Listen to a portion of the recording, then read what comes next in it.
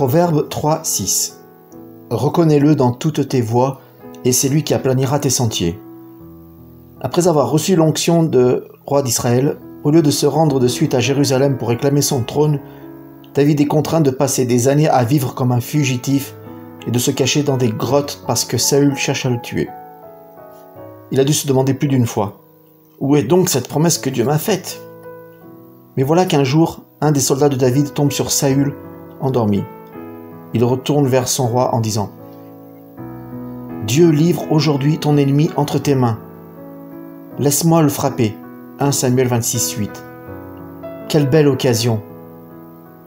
Débarrasse-toi de l'homme qui veut ta mort. Sors de ta cachette et revendique ton trône. Après tout, tu as déjà reçu l'onction pour être roi. Logique, sauf que ce n'était pas le plan de Dieu.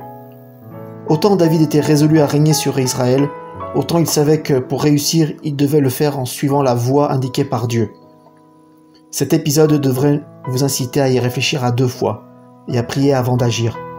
Quand Abikaï se propose de tuer Saül, il ne pense qu'à rendre service à David. Soyez donc prudents. Vos amis peuvent vous donner des conseils contraires à la volonté de Dieu.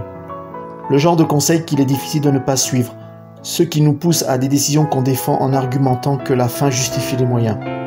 Ne laissez jamais une personne, même bien intentionnée, vous persuader de faire ce que vous savez être une erreur. Confie-toi en l'Éternel, de tout ton cœur, et ne t'appuie pas sur ton intelligence.